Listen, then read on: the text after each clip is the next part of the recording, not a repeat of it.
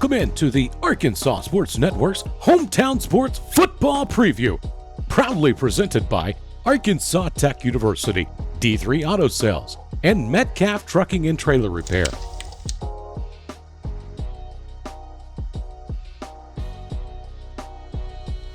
Today we're talking to Sheridan Yellow Jacket head coach Kevin Kelley.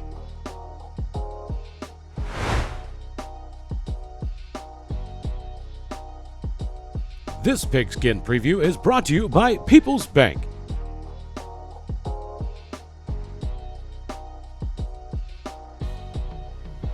I'm here with the first year head coach here at Sheridan High School, Coach Kevin Kelley.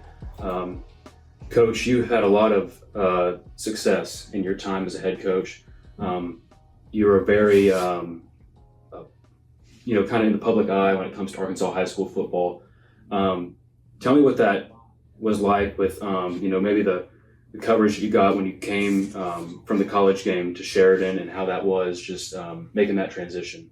I've been really, really blessed my whole life in the world of high school football to have some success and surround myself with great people and get kids to buy in and make me look really good. And with that success has come a lot of media and stuff like that. So I've learned to be real comfortable around it and use it for good ways. Use it to motivate our kids, use it to motivate our coaches and things like that. So, as we've gone along and had a couple little TV shows on YouTube and this, that, and the other, it kind of blew up.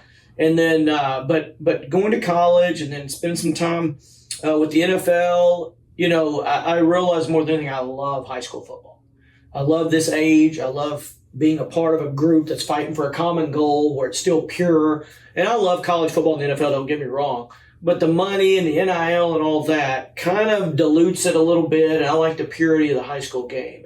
And it might end up down here, I don't know. But I love it. I love every part about it. And I love teaching the kids the lessons that football is. But I sure enjoy being a part of a group of men, coaches, and young men, boys, to fight for a common goal.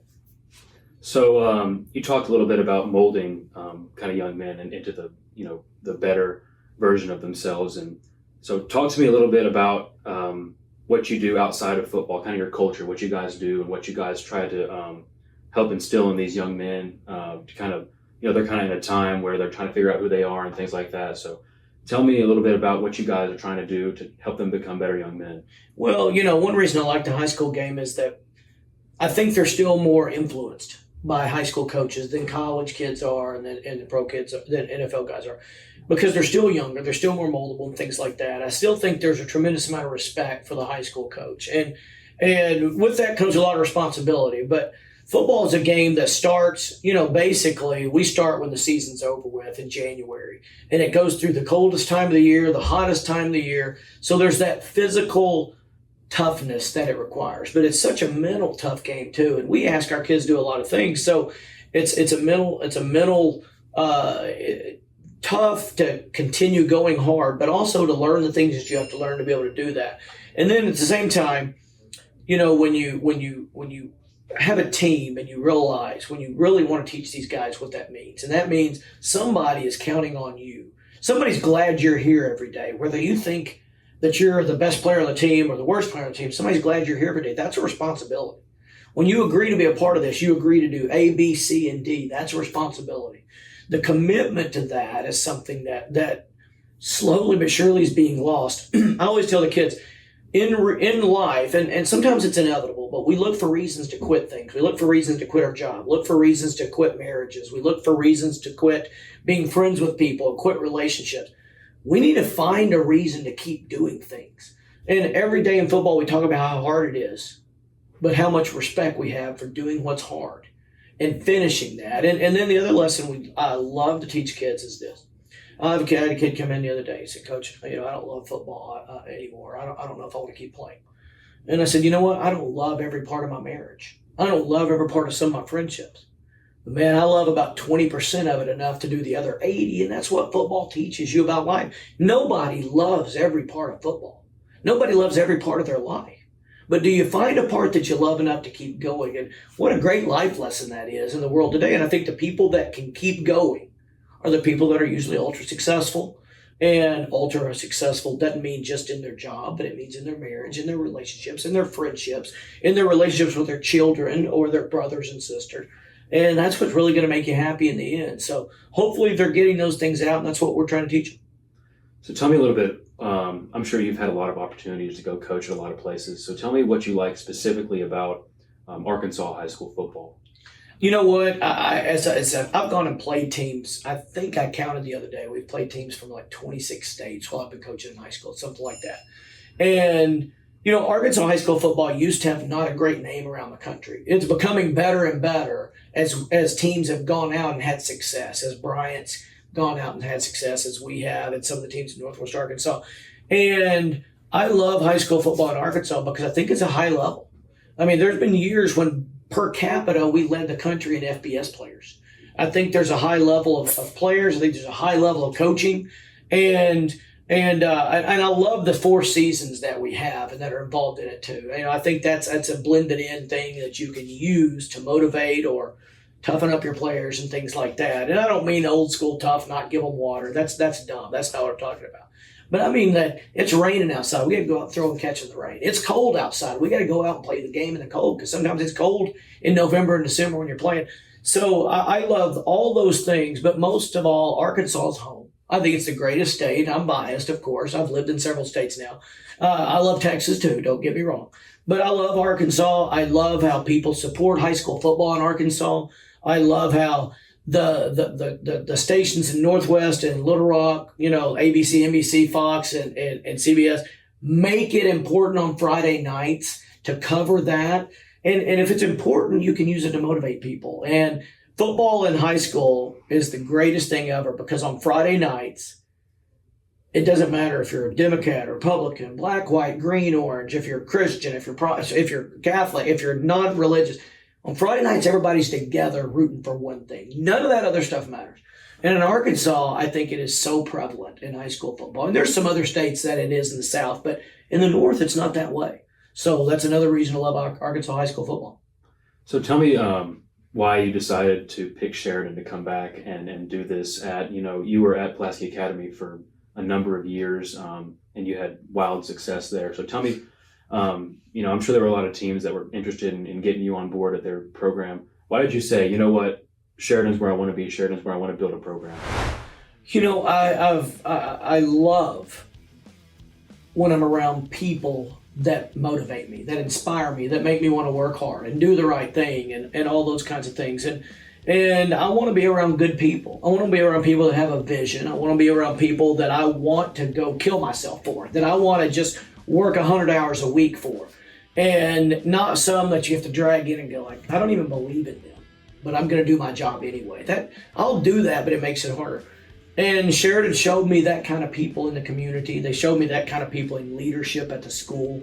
And, and I think they're interested in having a great environment, having good people that set common goals, that have my beliefs and values. And I want to be a part of that. And I'll be honest, I looked at the success that they've, that they haven't had as much as they wanted here in the past. And that might be an understatement.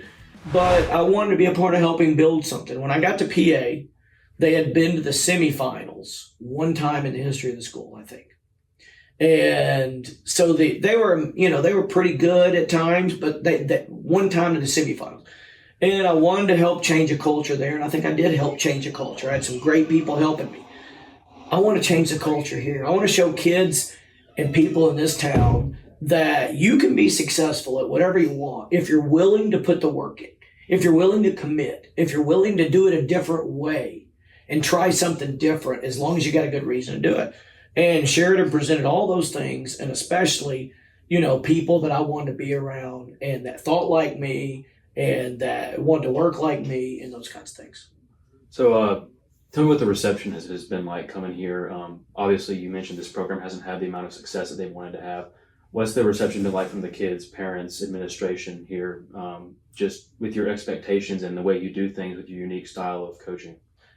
It goes into that old adage. It talks about, 10% of the people you're never going to be satisfied. They're never going to be satisfied. And that's probably about right. But 90% of the people have been awesome. the kids have been super awesome. They want to work. They want some leadership. They want boundaries and guidelines. Go, coach, tell me where to stay between, and I'll stay between those, and I'll move forward. And kids have been awesome, and I love their atmosphere. I love the fact that they want to say a prayer every day after we finish working hard to move forward. Those kind of values and those kind of things are kind of lost these days, and I value that. And that was all them. The first day I felt like I'm on camera somewhere.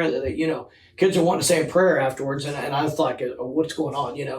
And so that was refreshing. But I love their way that they want to come and learn. I love the way that they're very encouraging to each other. I love the way that they seem to be selfless in their football. And what I mean is, and they're in awe of some kids when they make a great play. They're not jealous because those guys were able to do them.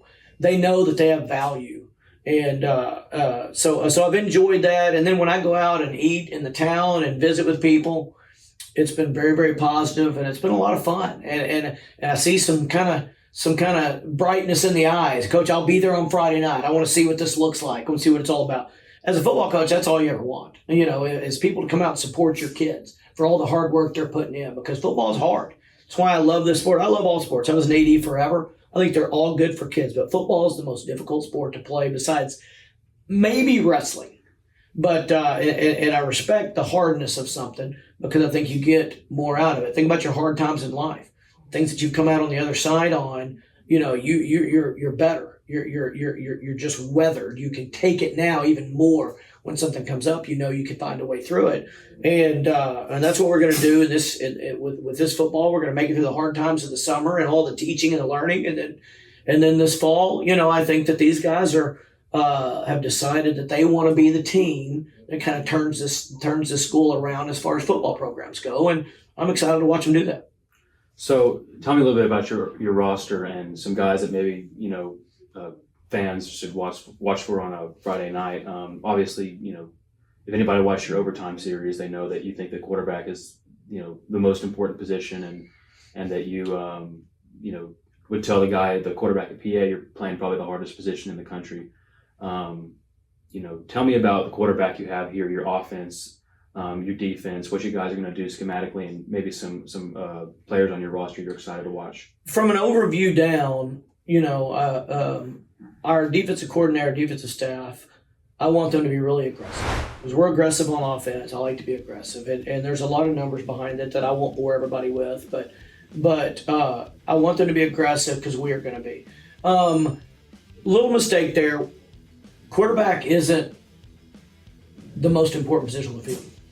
It is the hardest. Matter of fact, I think being a great quarterback might be the hardest job on the planet.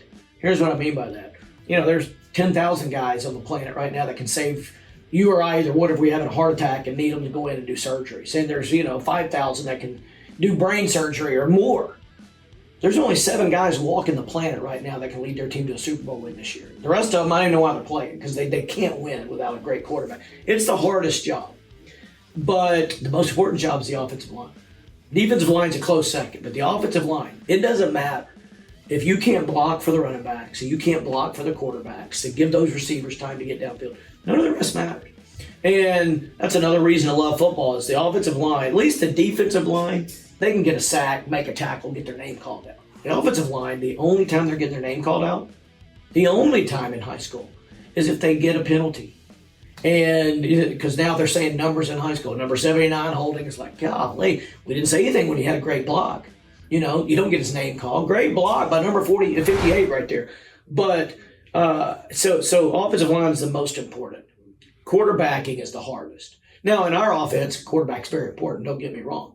But, man, it starts with that offensive line, and that's why I love those guys, because they're playing a selfless position that you just go beat on each other every play. It's like the old Roman Coliseum gladiators, but in an updated version where you're not using little balls with steel prongs on them to beat each other to death. You're getting out there and you're getting after it, and it's man-to-man, and it's physical contact, and they're the ones who are going to decide who wins the game more than anybody else. So I found it interesting that you say offensive line is the most important part of your offense. I played offensive and defensive line when I was in high school just a couple of years ago. What do you tell those offensive linemen? At Pulaski Academy, you didn't have a whole lot of guys that were huge, big. It was just kind of go out there and give it 110% every time that you're out there on the field. So what do you tell those guys to get them motivated and say, you're not going to get your name called out, but it's going to matter? Yeah, I think you just beat it to death that it is the most important. And they can tell if you believe it or not. If a coach says something, they know if you're just telling that, they know if you believe it. And you've got to make them know that you believe that, because I do believe it. And if they know that, that'll motivate them to keep going. If we talk about them being selfless in today's society, people can say what they want to. Everybody wants to have something good said about them. And that's a good thing that people say about if you're selfless instead of selfish. We all know selfish has a negative connotation to it. And so you just got to keep talking to those guys. You got to keep making them believe because you believe it. And then all you got to do is show everybody, hey, so-and-so missed a block. How'd that play turn out? It is important. But if so-and-so runs the wrong route, if we were throwing to the other side, it still worked out fine. But if that guy misses a block and the quarterback didn't get the ball off, none of the rest of it matters. So you can show them how it's the most important thing as well. And I think you just do all those things and you keep highlighting when they do a great job because, it is a thankless job. As far as from a public perspective, from a Friday night perspective or a Saturday or Sunday perspective during the game, it's a thankless job.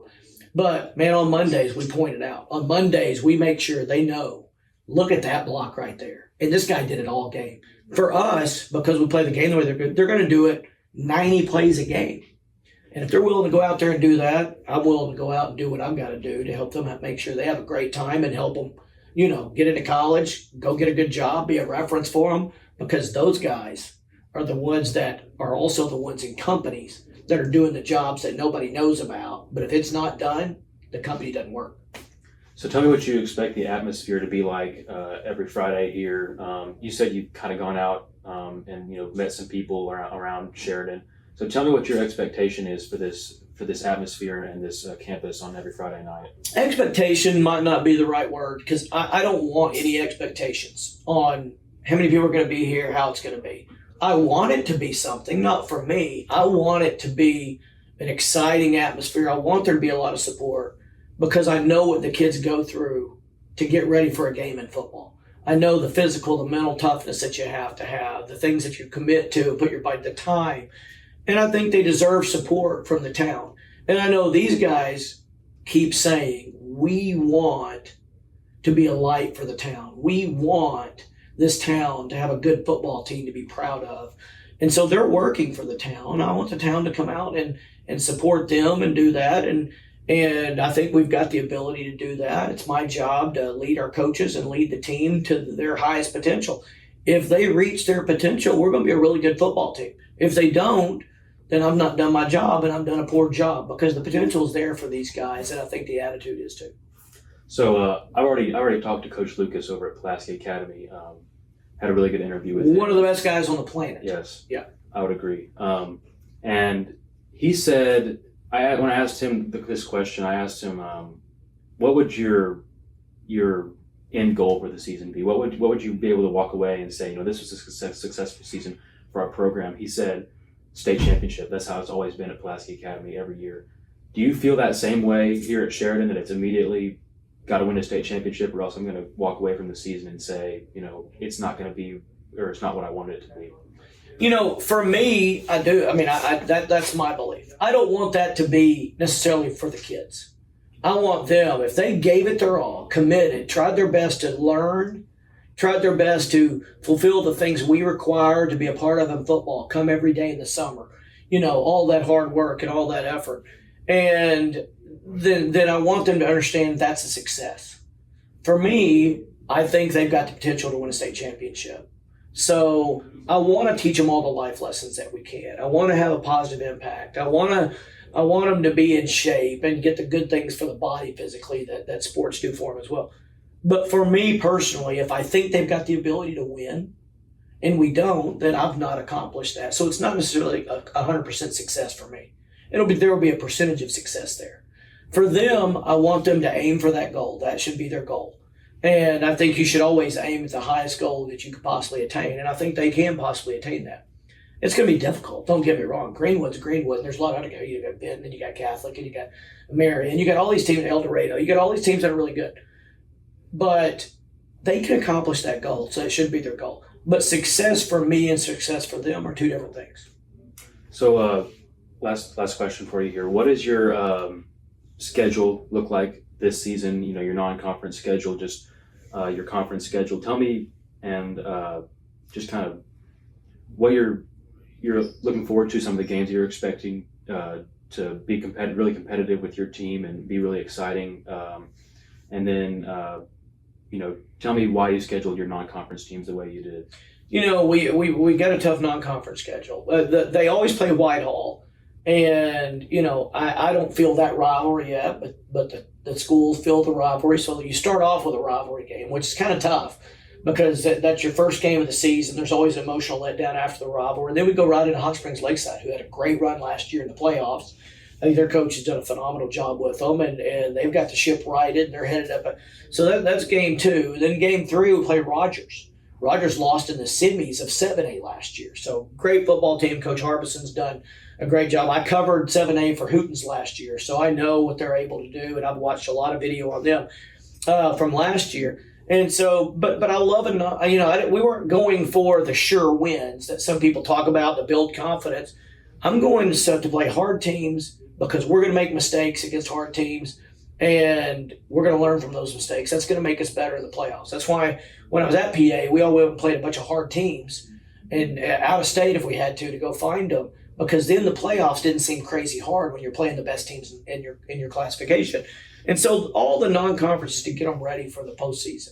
And yeah, it's people go, well, they don't make postseason a lot around here. Hadn't won a playoff game since somebody told me hadn't won one since 1987. And so people might think that's a bad way to think, but that's the way you have to think if you want to do that. So I'm excited about our non-conference schedule. I think that'll tell us where we are and tell us what we have to do before we get in conference. And the conference schedule's loaded. I think our conference is really tough. And I didn't want to start naming, but you start going Benton. Benton's always Benton. El Dorado. They almost beat PA in the playoffs last year. Had them on the ropes, and PA's as well coached as anybody. It has a tradition, as we all know. And then Marion, PA beat them on a last-second Hail Mary last year. They're in our classification. Catholic's been to the playoffs and went to the semifinals the last couple of years. And then you go West Memphis. West Memphis is always talented, always loaded. And you just go down the list, you're like, golly. Our Sylvan Hill's a little down right now as far as what their record was. Go look at the guys wandering around over there at their football practice. They look great. I went and watched them play last year. Phenomenal. So from top to bottom, I think our conference is extremely tough.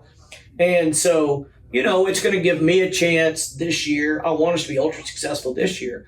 But going through the conference this year will give me a chance to see what this conference is really about, what our non-conference needs to look at like to get us ready for conference, to be able to sustain. I want to win, but I want to be able to sustain winning. And to do that, teach them what that level of commitment is. We never wanted to be good when I was at PA, just when we had a good group of kids come through, like people talk about. We want to be good every year. And to do that, it's a level of commitment, and it's a level of understanding what that looks like, and being able to take the losses with the non-conference to get you ready for the postseason. And one good year of that will do us a lot of good and tell us what exact direction we need to go to. All right, this has been an interview with Kevin Kelley, the head coach at Sheridan. Coach, is there anything that you want to say about your program before we sign off here? I guess I just want to say I'm proud to be at Sheridan. I loved my time at PA. I loved my time in Dallas. I've loved everything I've ever done in football. At the same time, I hope the town of Sheridan is as proud of this team at the end of the year as I am right now of the team. And we'll see how that plays out. That's my job to facilitate that, and that's their job to commit to that. But I hope everybody does come out early and support them and show some excitement and for the hard work, and see what happens if we can win a couple games early and snowball this thing into a fun ride into the rest of the season. Because I think in high school football, those Friday nights under the lights with the town in the stands are still some things that you can't put a price tag on how cool that is and how much it means to everybody to be a part of. All right, I'm Carson Ward with Arkansas Sports Network. You can find Arkansas Sports Network on Facebook and YouTube. Signing off.